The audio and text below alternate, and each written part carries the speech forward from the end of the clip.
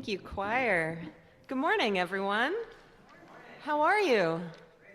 Good. I am well. It's good to see you. Good morning to our friends joining us on Zoom as well on this bright, springy, breezy morning.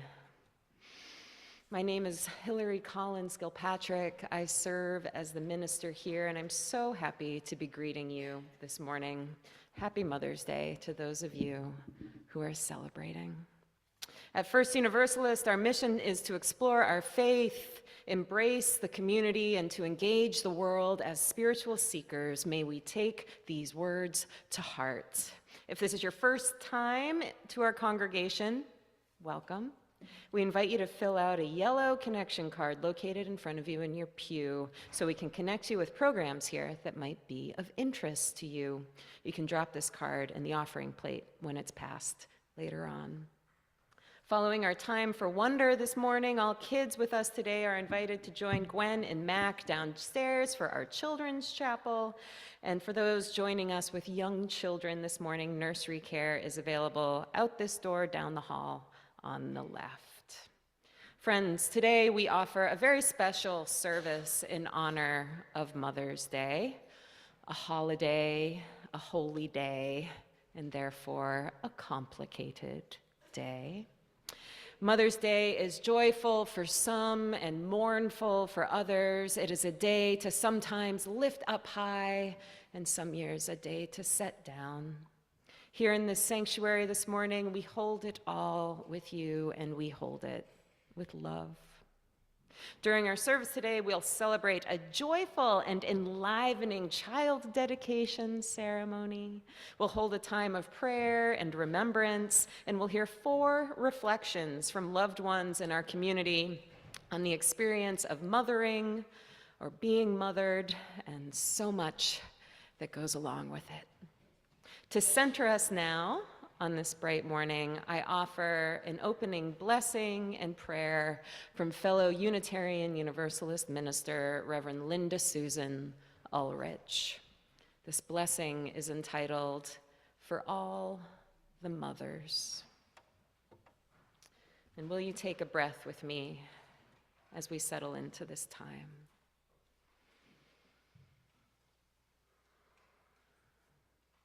For all the mothers and mother figures, the grandmothers, aunts, and extended family members who mother, the soon-to-be mothers, the wish they were mothers, the never wanted to be mothers, the it's complicated mothers.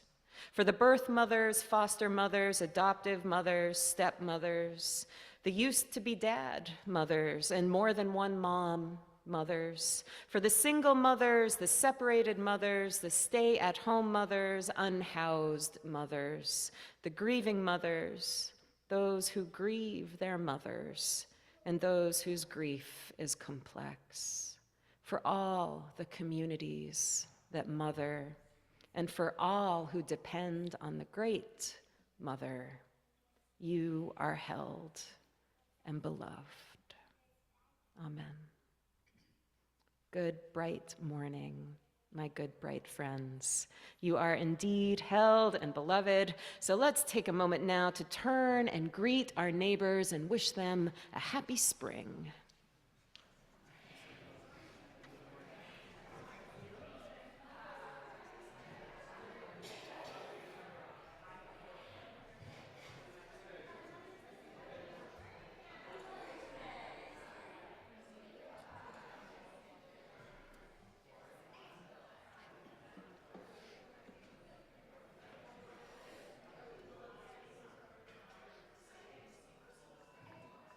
And will you rise in body and spirit with me now, my friends, and join us in singing our opening hymn in your teal hymnal, number 1051, We Are, ...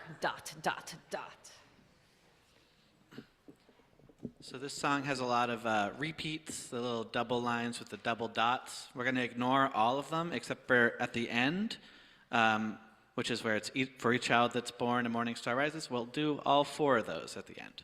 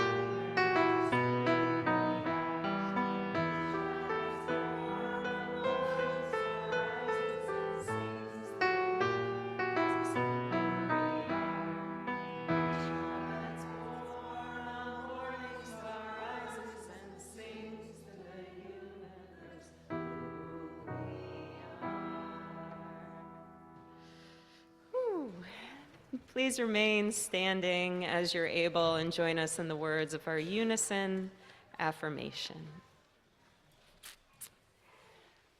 We are united in seeking to increase love with justice and to constitute a free church open to all people. Mindful of our past and drawing upon modern knowledge, we respond to the spiritual needs of persons and are devoted to the common good in community, nation, and world. We cherish the integrity of each individual and search for truth with reason as our guide. We respect differences of opinion and strive to be a democratic community. We are concerned with this world and open to the future. Thank you. You may be seated. Gwen and Mac, would you two like to light our chalice this morning? With any children who'd like to help them? All kiddos are invited down.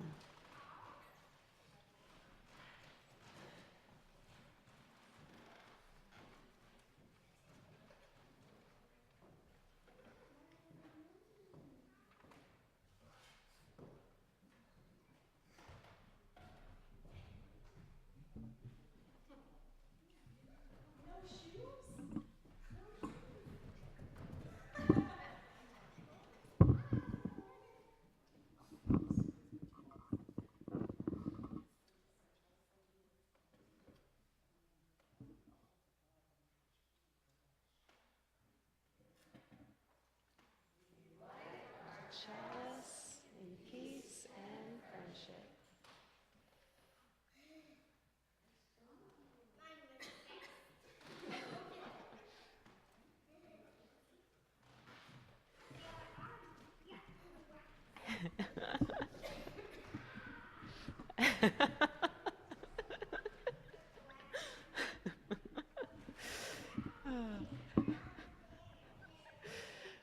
Friends, today in the sacred space, we hold a very special ceremony, a child dedication and naming ceremony for our beloved Aubrey and her mother, Elizabeth. This is a joyous occasion in which we'll pledge our love to Aubrey and bless her with the spirit of life and the beauty of nature to which she belongs. This ceremony is an ancient one. For millennia, in all parts of the world, parents have brought their children to a place of worship where the miracle of their life can be blessed and dedicated to the goodness of the world. The child dedication we celebrate today is not a private ceremony because it marks the fact that all of us have a responsibility for the next generation. Every child is entitled to be received by loving arms and guided with tender care. And in turn, we will be greatly blessed by our children, for they will teach us to look at the mystery of life with deeper wonder. Through their eyes, we'll see more clearly the sacredness of each other and all beings alive in this world. And I now would like to call Aubrey and her mother Elizabeth forward for our naming and dedication ceremony. Good morning.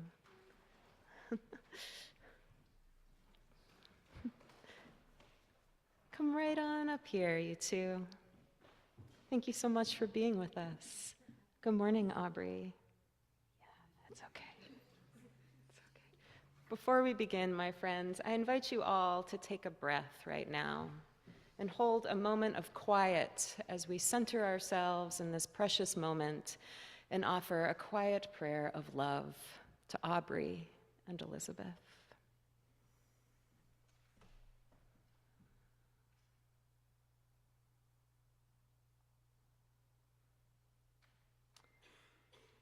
Elizabeth, who do you bring to this ceremony of dedication and naming today? Aubrey Rowan Clark. And Elizabeth, will you tell us why you chose the name Aubrey Rowan Clark for your daughter? Hi, I chose Aubrey because it means leader of the elves, and I thought that embodied pretty much everything I wanted for Aubrey: to be integrated into a community and nature, have a strong heart, and have some magic in her life, and cute elf pointy ears. I love that. Elizabeth, are you ready to dedicate Aubrey to this world? Will you promise to care for her and love her with all your heart and soul? Will you promise to raise her to live with compassion and extend to her kindness and courage? And will you encourage Aubrey to live her dreams?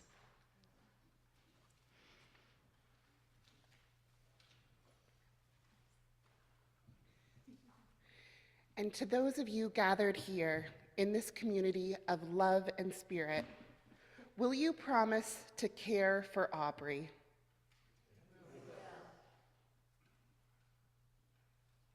Will you help raise her to live with compassion?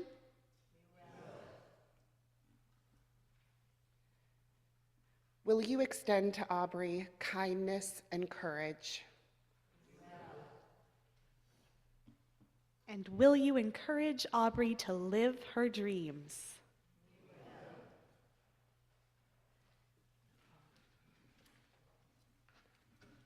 Let's now bless Aubrey with the wonders of the earth.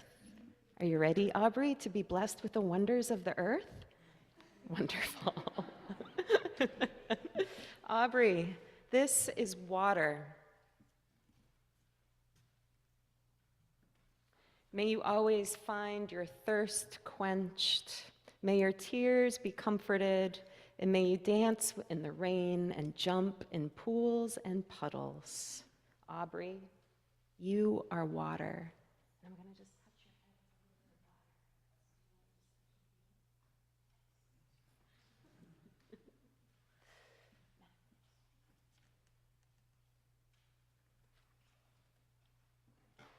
Aubrey, this is fire. May it remind you of the divine spark of all creation that is within you. May it inspire in you a passion for love and justice. May you be kept warm by those around you, and may all your days be bright. Aubrey, you are fire.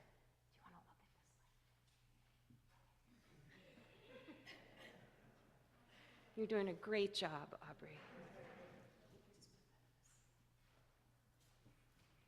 And friends, I now ask you to take a ribbon that you might have in your pew and wave it around. Do you want to have a ribbon, Aubrey?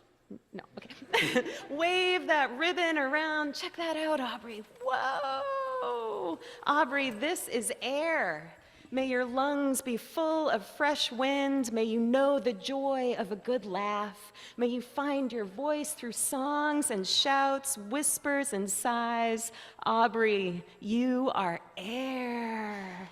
Whoa. Thanks, everybody.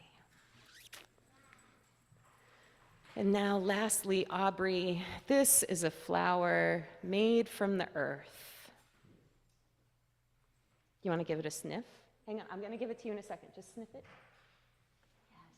Yes, it doesn't really smell like anything? A little bit. Aubrey, may you know beauty. May you know that the earth provides all that you need.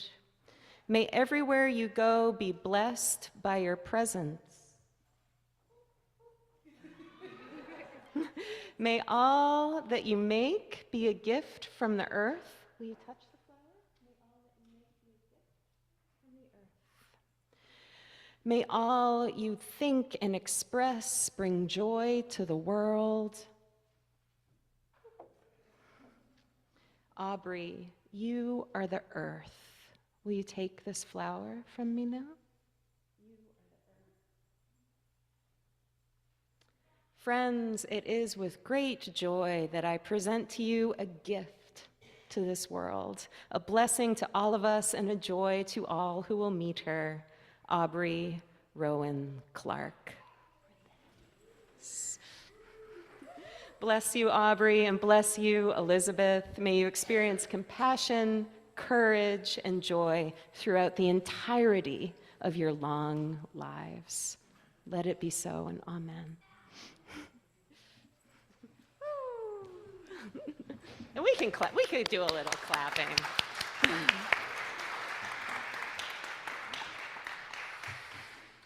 And as we send our children now on their way to Children's Chapel, shall we say our children's blessing? All right. We are Unitarian Universalists, people of open minds, loving hearts, and helping hands. Come join me downstairs for Children's Chapel.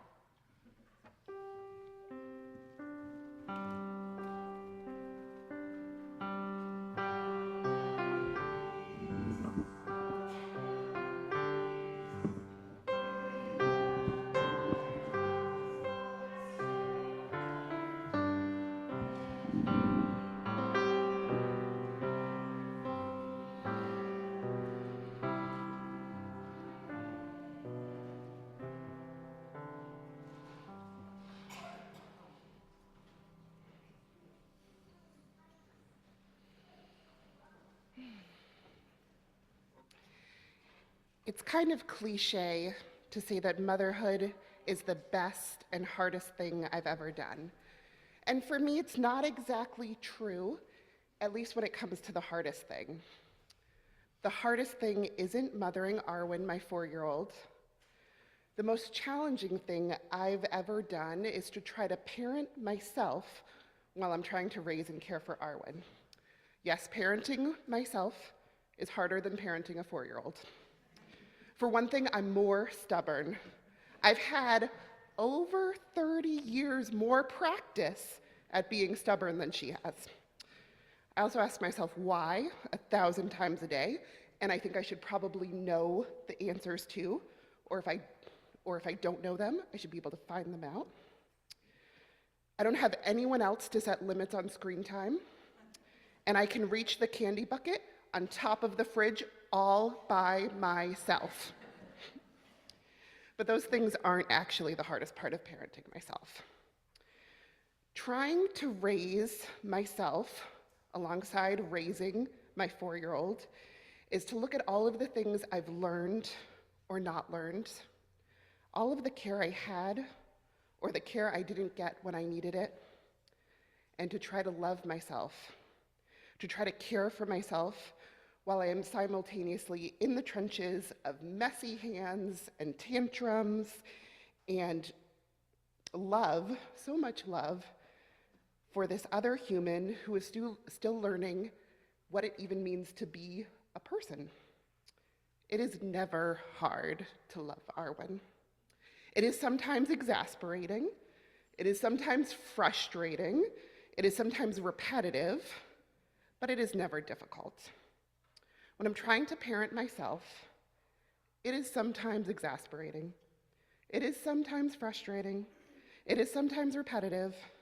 And sometimes it feels like it's hard to love myself. Each of us had mothers or parents who were, I'm sorry to say, imperfect at caring for us. They took what they had and what they knew, and they applied that to our childhoods. Many of those mothers, those parents, did the very best they could, while some of them didn't even know how to do their best. Even for those parents who did their very best, who tried to love us as the people we are and impart the wisdom they had, they couldn't prepare us for everything. They couldn't imagine exactly who'd we become, and maybe they couldn't see all of the parts of ourselves that needed extra attention and care. And so, we are left to parent ourselves.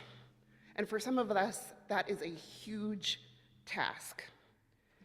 It is addressing generational trauma and abuse, addiction, loneliness, repression, oppression, mental illness, or death.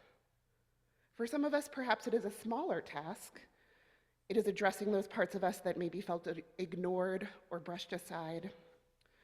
the parts that our parents just didn't quite know what to do with or how to help, or the things that our parents just didn't envision would even be a part of our lives. When I think of parenting myself, I often think of these words by Michelle Kay, author of Euphoria, who writes, "I treat myself like I would my daughter.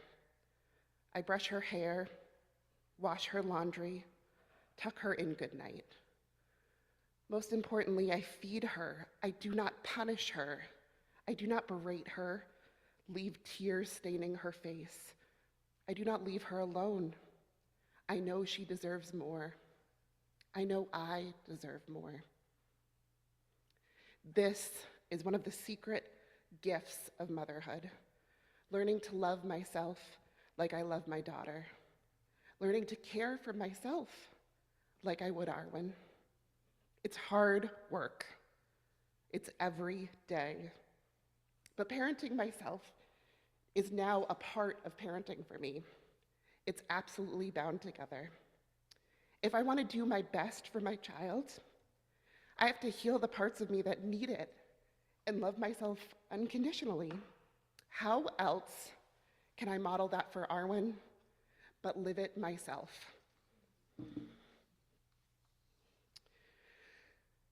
Unfortunately, I'm not so naively optimistic that I can raise a child who won't need to do their own self-parenting.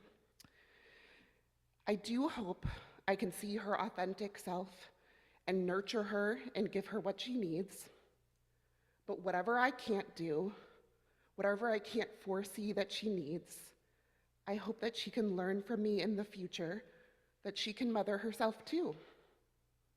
I want her to treat herself like she would her own daughter. Brush her hair, wash her laundry, tuck her in goodnight.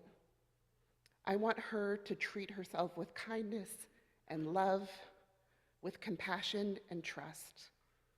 I want her to know she deserves more.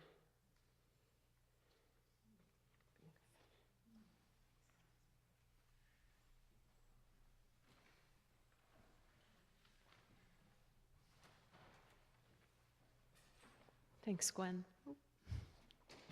Friends, we now come to the time in our service that we set aside for quiet prayer and meditation. This can be a time to reflect on the events of the past week, look forward to what might come in the hours or days ahead, offer a prayer of loving kindness to someone in need of loving kindness, or simply be here now in the fullness of this moment. Following our time of quiet, I'll ring a chime and all will be welcome to come forward and light a candle for a joy, sorrow, or concern you have today. But first, won't you join me now in taking a deep, refreshing breath in, a calming breath out, and enter into a sacred time of silence.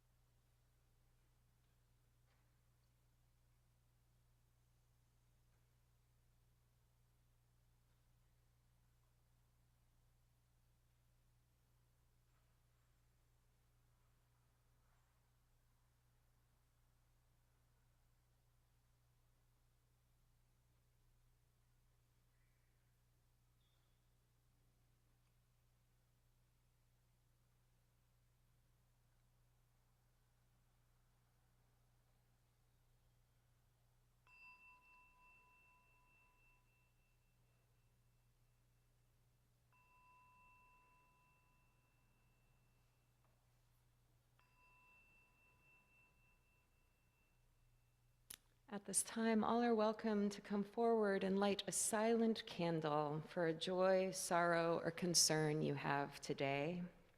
Though we'll not be sharing our feelings out loud this morning, our gathered community and I hold your joys and sorrows with you today and always. If you'd like to light a candle, simply come forward down whatever aisle is easiest for you. Take a candle from our basket, light from our chalice, and set in the box of our collective sand. Friends on Zoom, if you would like to have a candle lit this morning, just say so in the chat, and we'll light one for you.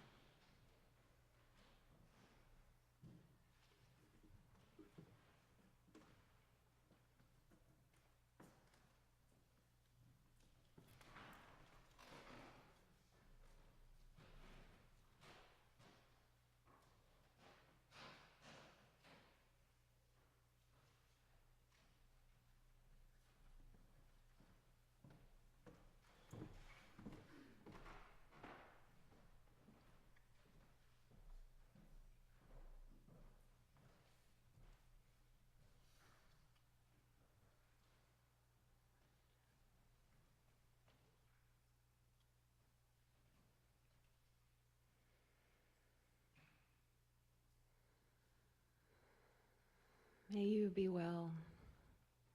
May we be well. May all manner of things be well. As we close this time of prayer, my friends, I invite you, as you feel comfortable, to join me in a moment of remembrance and acknowledgement of all the people, of all the beings in your life who have mothered you, guided you, protected you, nurtured you, gave you life in perhaps the most literal sense and in the broadest life-giving sense. When I ring the singing bowl in a moment, I invite you to speak the names of these people and beings aloud, a practice of honoring them, honoring their spirit and their presence in this world. When I ring the bowl a second time, we'll return to our quiet.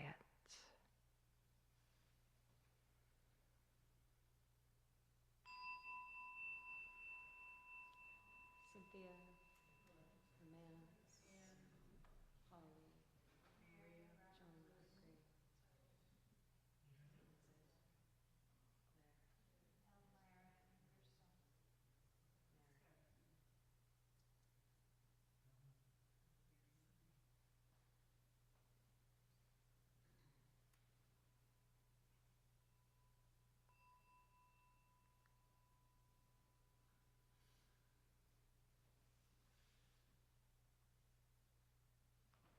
May you be well. May we be well. May all manner of things be well. Amen.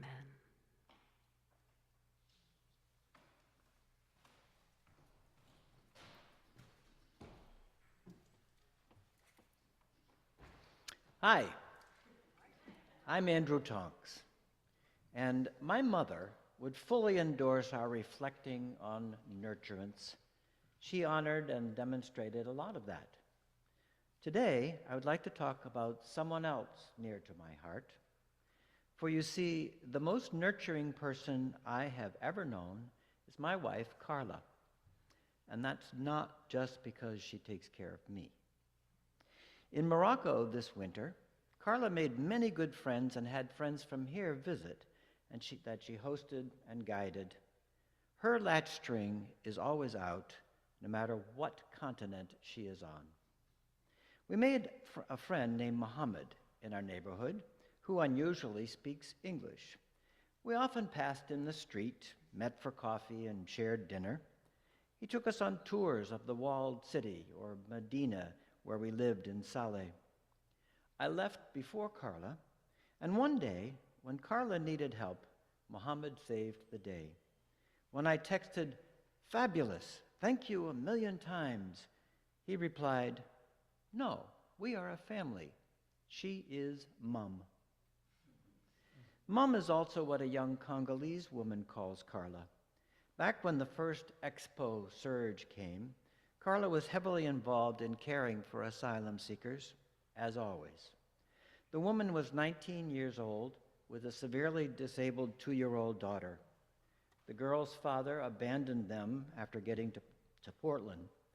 The shelter asked Carla if she could support such special needs, and Carla invited them home to our house to stay for a few weeks. I was working in Africa at the time, so Carla did it all alone. They have stayed closely connected through these difficult years since.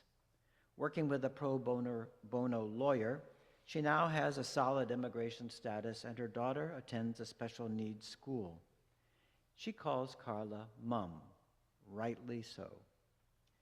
Carla and her son came with me to Yarmouth in 2009 when he was entering 6th grade.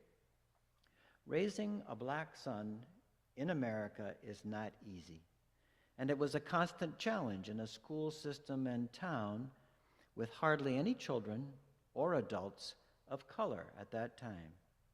Carla was a vigilant advocate through many challenges. She nurtured her son by guiding him, holding him to her heart, teaching him how to be in the world as it is, advocating for him and nurturing his growth into the fine, caring, independent, and awake young man he is today. Along the way, she would question her mothering ability in the face of so many contrary forces. I would tell her over and over that she was the best mother I knew. I think she can see that now in the way he is in the world and how he himself nurtures others in his work and his friendships. I met Carla when she was the Peace Corps program director in Mauritania, and she hired me. It was clear that she was a nurturer. In the team meetings, she encouraged us staff, listening and calling forth the best in all of us. And not only was she mothering a 2-year-old boy and his father, she also nurtured over 100 Peace Corps volunteers across that vast country. And believe me, they often needed mothering, especially of the tough love variety. Carla gets my Latchstring Award, not just in Yarmouth and Greater Portland, but also in all of Maine, having provided COVID social support across the state for DHHS and across the globe. I could go on, but perhaps you get the idea. And if you've met Carla, I know I need say no more. Thank you, and happy Mother's Day to all.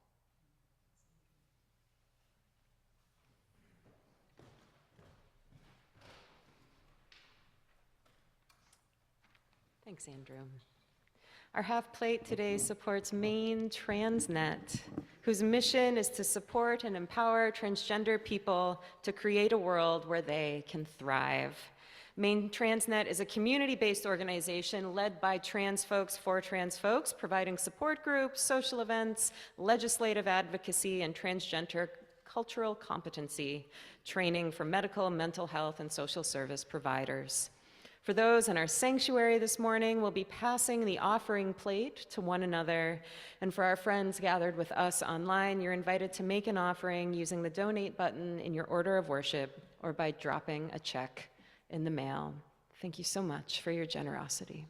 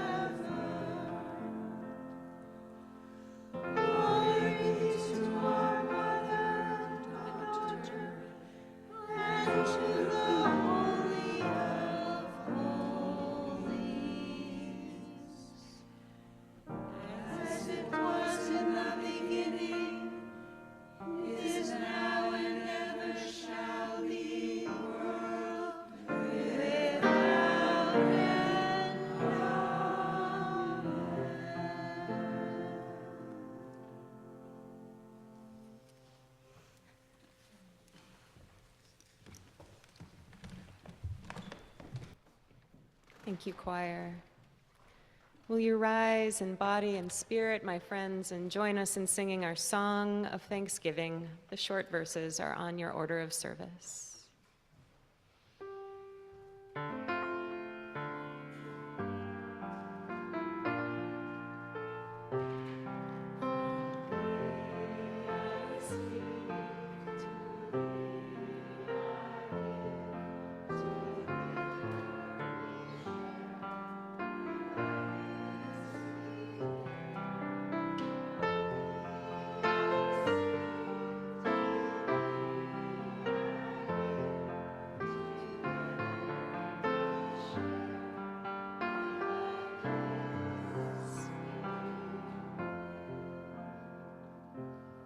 Thanks, everyone.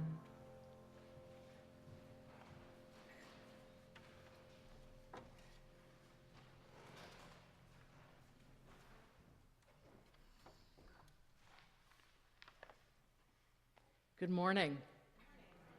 Happy Mother's Day to all. My name is Leslie Livingston. I am a daughter, an aunt, a mother, a stepmother, a grandmother, and I have spent my career working with mothers from many different backgrounds. Ah, to honor mothers. Well, thinking about mothers, there are so many things to say, to feel, to offer, but the one thing that kept coming to my mind as I pondered speaking this morning was the concept of relationship. Yes, there is the feeding and the clothing and the housing and the schooling and the holding of our children, and then there's the relationship. Just being with them. The relationship is ever-growing, ever-changing, lifelong, and it's a relationship that ultimately, in the end, our children get to decide what it will look like and whether they even want to have one with us. So I wanted to tell a story of a time many years ago when I was teaching parenting classes at the Two Bridges Regional Jail. I went there pretty regularly, and the moms were very hungry for information. They had children ranging in age from babies to teens, and they wanted to talk about parenting. So one day we got to this concept of relationship. And for many in the jail, that was not something that they were really very familiar with, meaning that they would tell you that they did not have great relationships with their parents, many of them, or some of them with anyone really at all. And they had never really thought about it. It just was what it was. So as we talked about it, I offered that their kids really wanted to have a relationship with them. All kids want that. And they really wanted them to listen to them and care about them and play with them and love them and be with them. Just be with them. Something other than making dinner or helping with homework or whatever. As the conversation went on, this one mom looked questioningly at me and said, "You mean my kids want me? Like, they really want me?" And I quietly said, "Yes, they do." A new light had gone off in her head, and she indicated that she had never really had a relationship with her mom, and now she was realizing that she kind of had wanted one. And now she was thinking she wanted to be a better mom for her kids. Wow. Well, I was always impacted by having conversations with other mothers. And on this day, I went home feeling both happy for this mom, who now had a new thought and feeling that would positively impact her and her kids. And I also got to look at my own relationship with my son once again. Ever-changing, so important. And I can tell you that I am totally grateful as an adult that he continues to want to be in relationship with me. I, of course, want to be in relationship with him, but he really wants to be in relationship with me, and I'm really grateful. It is truly an honor to mother children, and so I give thanks today for all who mother and provide positive relationships for their kids. It is truly a blessing. Happy Mother's Day.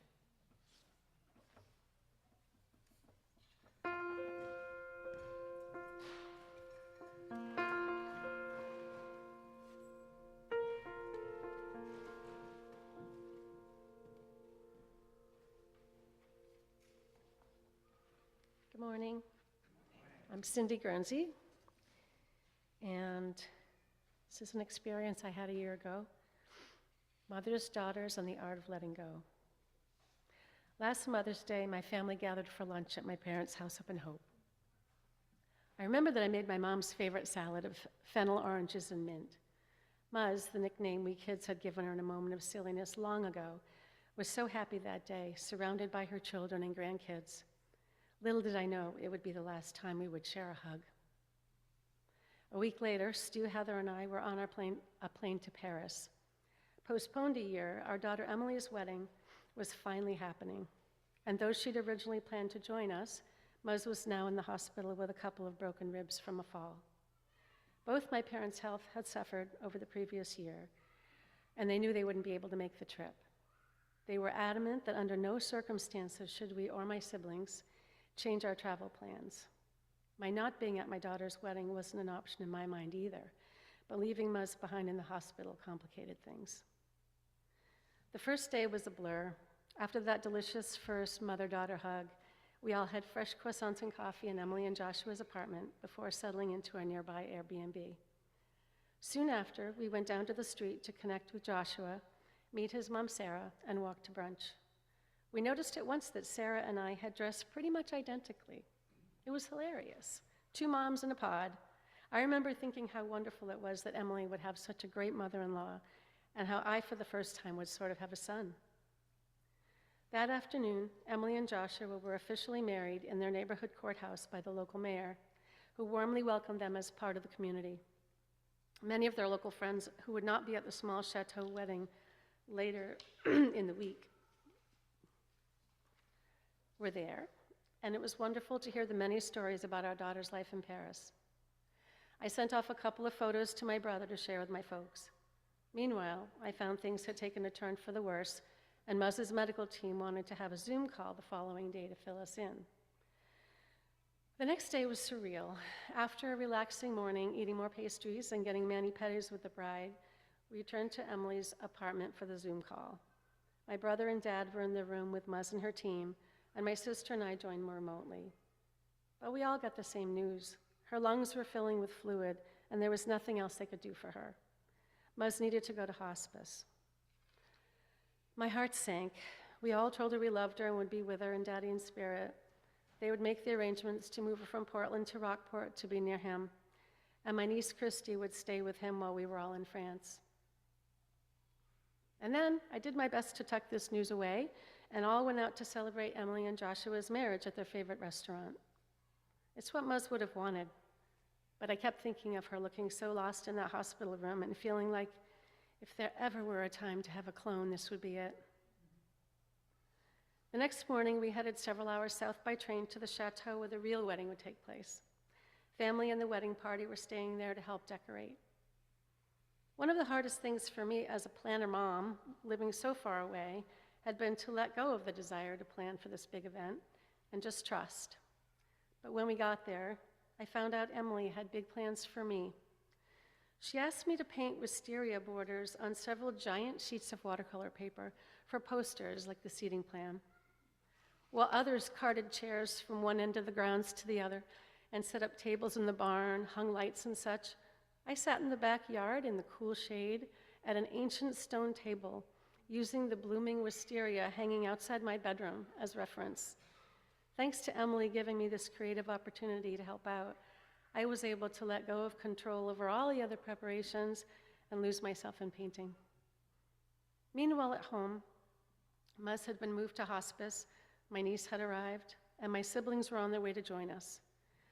I kept thinking how wrong this was, for Muzz and Daddy to face the inevitable with none of their children at their side after everything they'd done for us throughout our lives. But because they let us go, I did my best to let my feelings of guilt go too. The wedding was so beautiful, set in an ancient garden like something from Midsummer Night's Dream. I found that when you watch your daughter get married to a funny, kind, and loving man, the rest of the world falls away, and you are filled with incomparable joy. It is possible, even during times of immense sadness. We snuck a photo of the happy couple and sent it off to Christy so she could show my folks. In her text, she told us that whenever Muzz surfaced from her pain med-induced sleep, she would ask what day it was.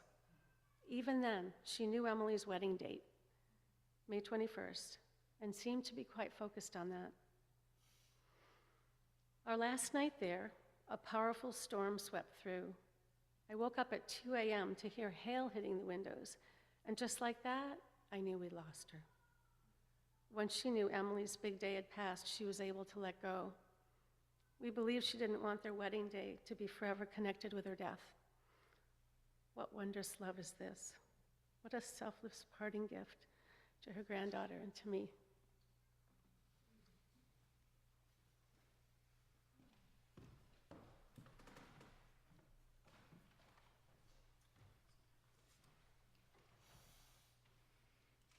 Thank you, Cindy.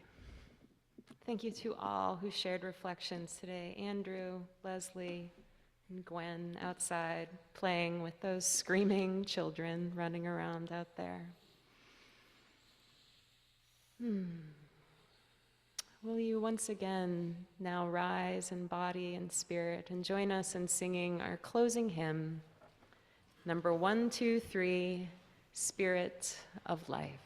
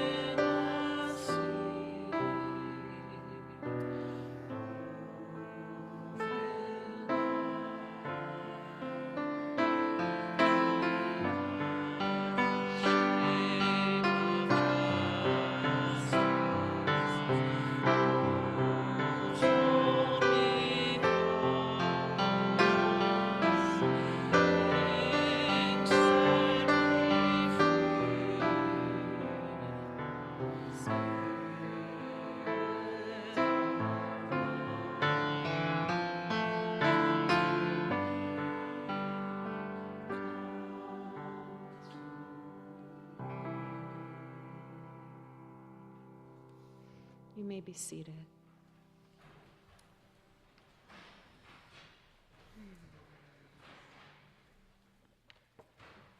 Will you join me in a closing time of prayer?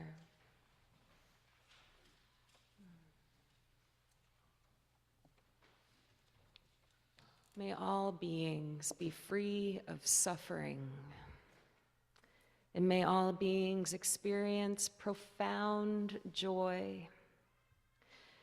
And may we receive the tender care and nurturance we need in our lives.